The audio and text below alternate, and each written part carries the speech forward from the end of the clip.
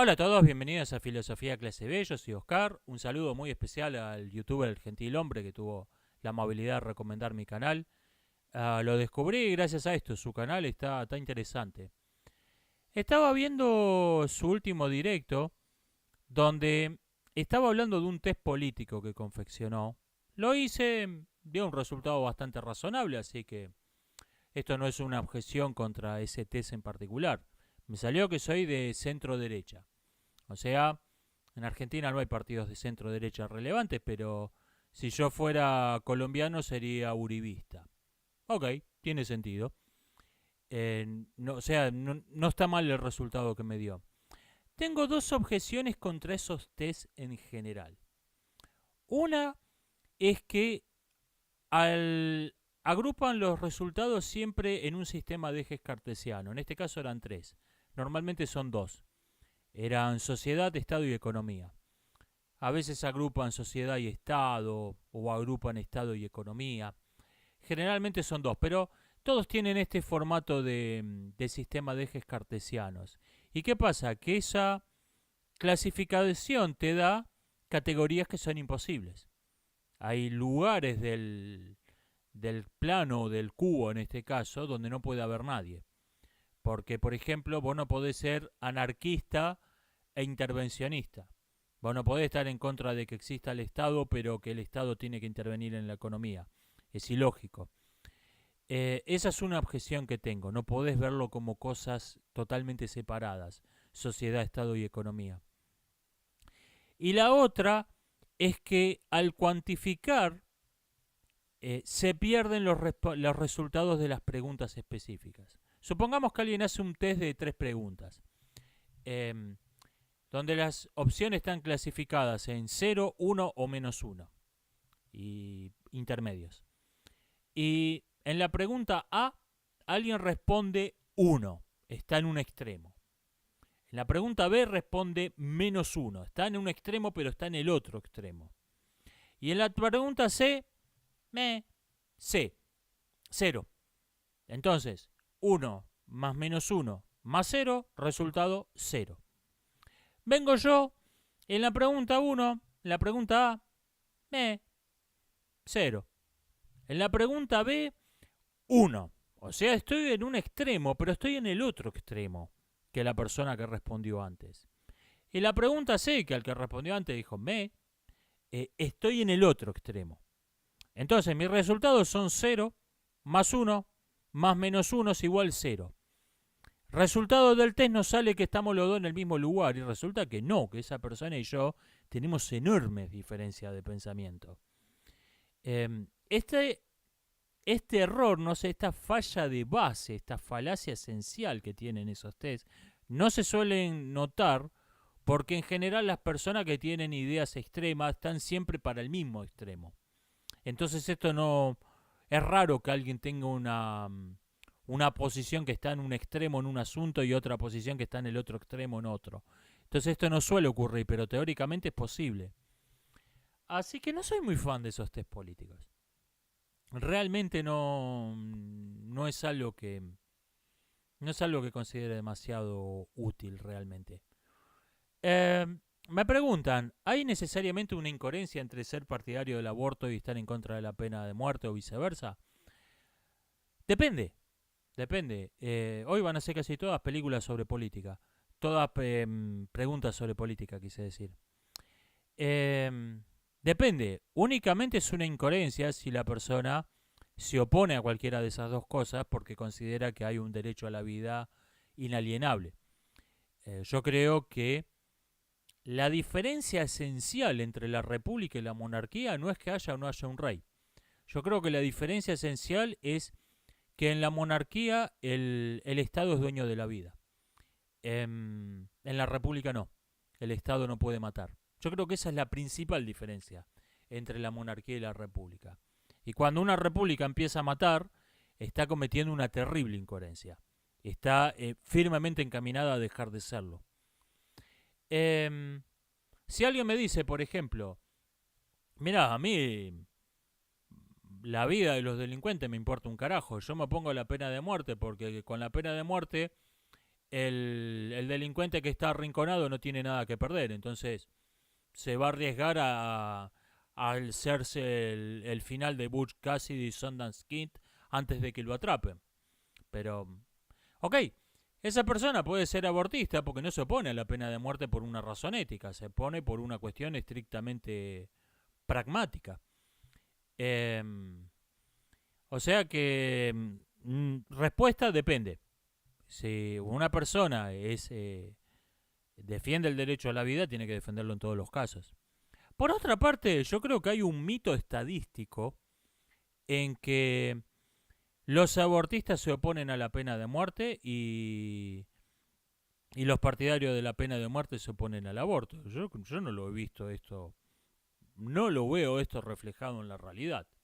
Esta mutua acusación de incoherencia no lo veo en la realidad. Y esto lo vemos en los códigos legales que, como decía Durkheim, son opinión pública codificada. Las leyes son opinión pública materializada. No vemos esta posición. Vemos países donde la vida humana no vale una mierda y países donde el derecho a la vida es un asunto. La única excepción importante que puedo mencionar es la Unión Europea, que se rige por el principio la vida humana no vale una mierda y sin embargo no tienen la pena de muerte. Pero esta incoherencia se debe a que esa liga no se fundó en el principio de la vida humana no vale una mierda. Entonces, la todavía inexistencia de la pena de muerte es simplemente un resabio de tiempos mejores. Pero es la única excepción importante que puedo mencionar. O sea, esto de que todos los abortistas están en contra de la pena de muerte y todos los que se oponen a la pena de al aborto están a favor de la pena de muerte, no es verdad. Simplemente no es así. Yo no lo veo esto. Estoy a favor o en contra de la legalización de la droga. Ninguna de las dos cosas. Me importa un bledo. La pena es un instrumento. Es un instrumento con el que tratás de solucionar un problema. La pena demostró ser, la penalización demostró ser completamente ineficiente para acabar con el problema, que es la drogadicción. Entonces tenemos que pensar en otra cosa. No estoy ni debería ser legal, ni no, tiene que seguir siendo ilegal, me importa un bledo. Es una herramienta inútil. Exista, deje de existir, siga existiendo, me importa un bledo. El problema es la drogadicción y lo que estoy viendo es que van a hacer el mismo procedimiento que hicieron con las perversiones sexuales, o sea, y en menor medida con la obesidad. O sea, cuando un problema de salud alcanza dimensiones dantescas, declarás que es algo perfectamente normal y saludable, y el problema que hay que combatir es la discriminación.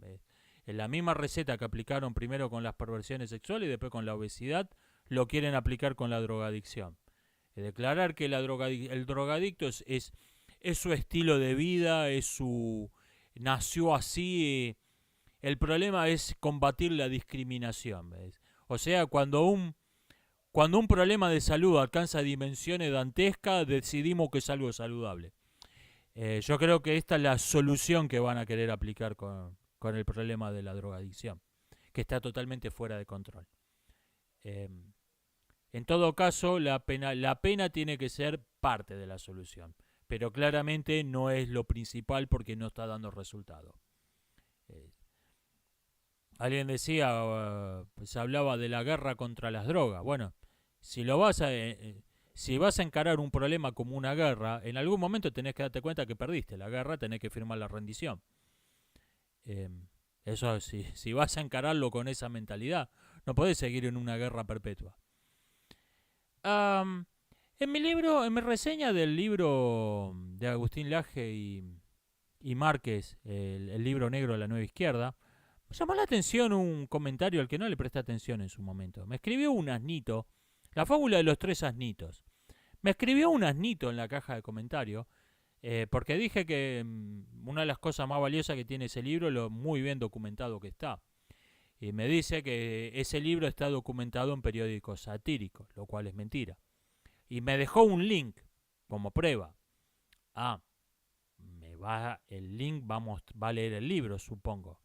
No, era un link a un video de YouTube donde un segundo asnito decía que ese libro está documentado en periódicos satíricos. Y mostraba en su video, mostraba una captura de pantalla del libro. No, de una página web de un tercer asnito que documentó, que escribió lo mal documentado que está el libro del Aje y citó que está documentado en un periódico satírico, el tercer asnito. No le presté la menor atención a esto, pero después me puse a pensar en esos tres orates y me di cuenta que esta es la razón por la que sigue habiendo socialistas en el siglo XXI. Algo que no lograba entender una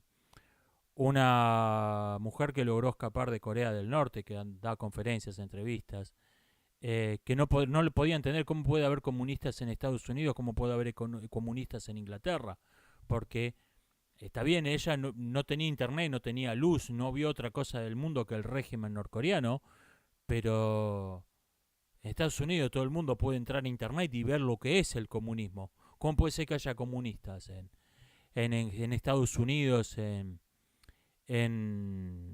Inglaterra, en el mundo hispano, añado yo? Respuesta por esto, porque ninguno de estos orates analfabetos fue a leer el libro que está diciendo que está mal documentado. Están uno citando al otro, el otro citando al otro, el otro citando al otro. Están cada uno metido con el culo, la cabeza dentro del culo del otro y ven del mundo menos que las personas que están enclavizadas en Norcorea. Tienen una visión del mundo todavía más cerrada, más limitada. Por eso sigue habiendo marxistas en el siglo XXI. Me dicen sobre la recopilación de memes de la guerra de Ucrania que en algún momento esos memes se van a aparecer en los libros de historia. Vea, hoy en día es imposible hacer un estudio serio de la guerra del Peloponeso sin Aristófanes. Aristófanes es una fuente tan relevante como Tucídides. Es así. El meme te capta lo que está pensando la gente de a pie. Lo mismo que la comedia griega captaba lo que estaba pensando, lo que pensaba de la guerra del Peloponeso el ciudadano ateniense de a pie.